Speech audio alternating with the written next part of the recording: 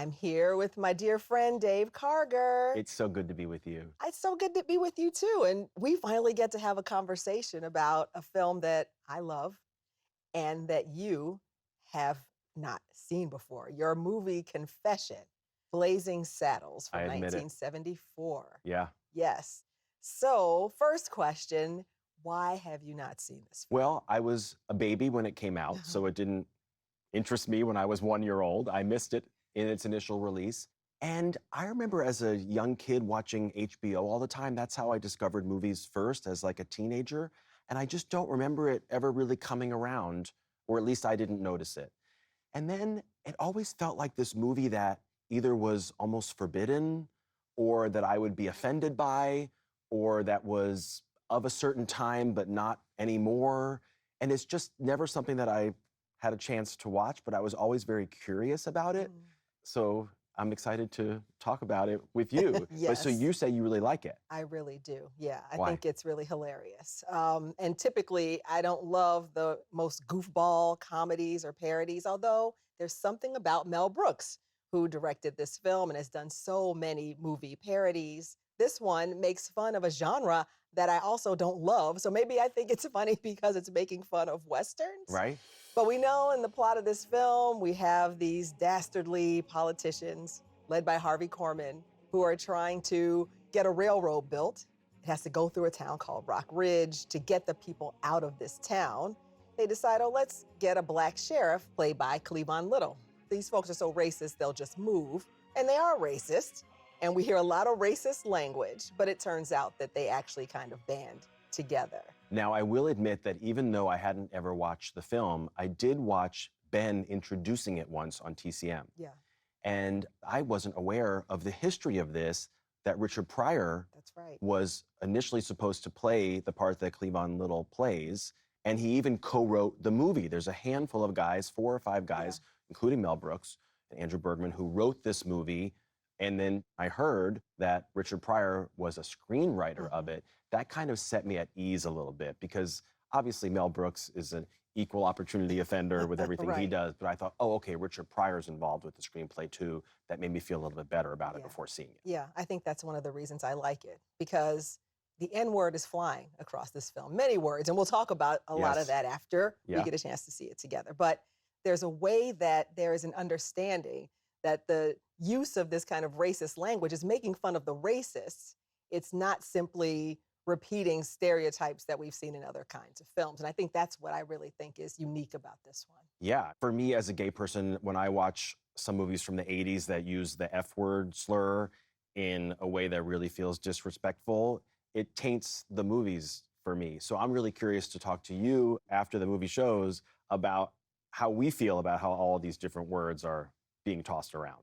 And I don't think they're all being used in the same way with the same humorous effect then or now. So Right. yeah, it'll Yeah. be interesting to talk about that. For sure. Is there anything in particular that you're excited to see in this film? Well, I'm a big fan of the Carol Burnett show, and I've been able to co-host with Carol on Yes. TCM. So to see Harvey Korman in a big role in a movie is not something that you see very often, because he was so busy with television work. So I'm obviously excited that he is a big part of this movie. And I know there's original songs, so that's always very Yes, cool. yes. And anything with Mel Brooks, who I have gotten a chance to talk to for my Oscar book, anything that he does, I'm always very intrigued by. Excellent. And Madeline Kahn, Well, I mean, yes. always great. Nominated for an Oscar Yes. for this role. Yes, absolutely. And we get to see some locations that are near and dear to TCM's heart in this film. The as Warner well. Brothers lot, right? Yes, Okay. yes. And the Chinese theater. Yes. But let's take a look. Okay. From 1974, here is Dave's movie confession, Blazing Saddles.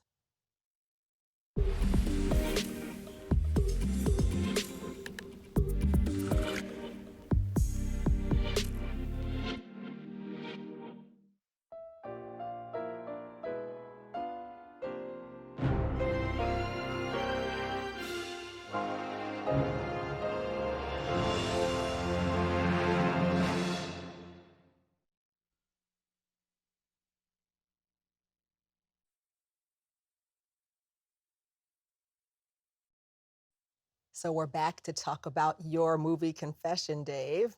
Blazing Saddles. So this is a film. You put it in the intro so beautifully that Mel Brooks is this equal opportunity offender. Yeah. I don't think any group comes away without being insulted sometimes in a really jovial way, a politically conscious way. But then in other moments, it just seems like it's for the laughs, like at the very end where we have this group of gay Oh performers my that God, I Dom loved them. DeLuise is bossing around. I love those gay dancers with the tuxedos on. They were hilarious. But that's the stuff that I loved the most. Uh-huh. The stuff that was just the most out there, big, shocking, if you will, Mel Brooks stuff. Where it gets a little bit more plot heavy in the middle, I didn't like it as much, but then it comes back where it turns very meta and breaks the fourth wall, and then Dom DeLuise comes in and all of that stuff. I just loved it. Pandemonium. Yeah. I think it's always really clear that Mel Brooks loves movies and he loves classic movies. And I think that's one thing I really appreciate about this film, that we get the premiere of the film we're watching, right? Yes. At the Chinese theater, then Mann's Chinese Yeah. theater. But also just those nods to how films are made and what our expectations are. The guys ride off into the sunset on horses, but then end up in a Cadillac, right? With Count Basie playing. Yeah. There's that constant sense of like standing outside of it that I think is really, it still plays well now. Yeah, and also, now that I've been working at TCM for a while, like you, Westerns was not a genre that I really found myself attracted to, but I've come to love them in the years since I've been working here.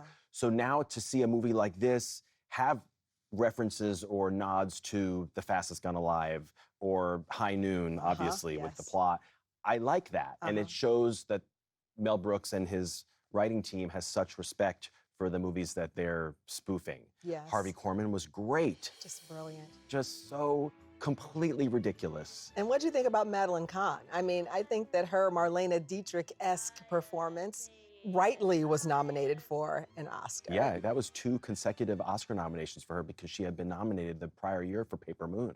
So this was kind of like the high point for her with these 2 nominations, and she passed so young. It's not a big performance as far as screen time. It is a big performance how she delivers it, but she definitely makes the most, and she's an added boost of energy at a point in the film where it could have sagged a little bit because every line out of her mouth is just so great, and what a terrific musical performance that she gives. Oh gosh, that's what I want to ask you about, the music, because it's not necessarily parodying the musical, right? But at the same time, the lyrics and the staging of some of these songs is just so fun. Yeah, and the title song did get an Oscar nomination. I love the musical moment at the beginning where Cleavon Little is asked to sing a work song. And they sing, I'll Get a Kick Out of You, but they add the word belt instead of kick. And what a great performance that he gives. And I have to say, I laughed at the campfire scene with the beans. You did. That's the one scene, that might be a guy thing, Dave. Because that's the one I'm like, okay, I think I get it. Well, when I was reading about it, I think that was a bit of consternation between Mel Brooks, who had Final Cut, and the studio, who didn't love that scene. So you're with the studio on that one, but he fought to keep it in. Yes. And as you said before, Cleavon Little is so funny in this film. And to think that Richard Pryor initially was going to play that role, he's not a performer who'd be easy to follow and somebody's thinking about what a film can be. But boy, does he bring so much charisma and talent. And have you ever thought about how the movie might have been different had Richard Pryor played the role? I think he would have stolen the show. You know, I think that he is a singular talent. And I think that there are ways that he would play even inside of a parody the way that it's written. I think it would have been, it would have felt like a different movie.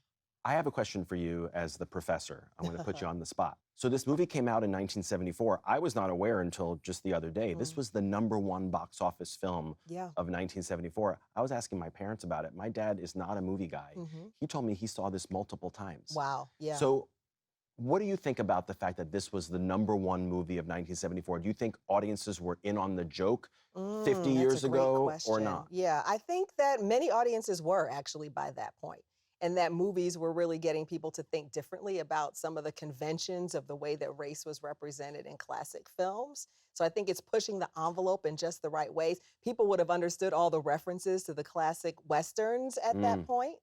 Now, this doesn't speak to your parents going, Not at but all. this was also the blaxploitation era. So I think that the writing team and Mel Brooks as director is really tapping into the popularity of films like Shaft and Superfly. It was a moment of like Black heroes, but it Yeah. was doing that with a twist. I think this was arguably the biggest hit of all of those, Yeah, probably, yeah, even yeah. though it does go off in a little bit of a left turn.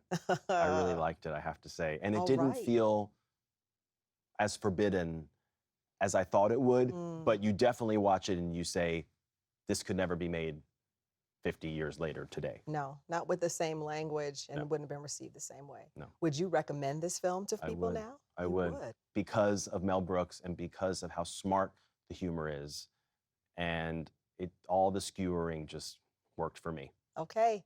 Well, I'm glad your confession turned out to be a success. Thank you. I was happy So to do it great. to you. Yes. Thanks, Dave. Sure, thanks. Well, please stay with us because coming up next, there's more on TCM, always uncut and commercial free. Next on TCM, No Time for Sergeants, then The Incredible Mr. Limpet, and later Fisherman's Paradise. TCM casts a wide net tonight.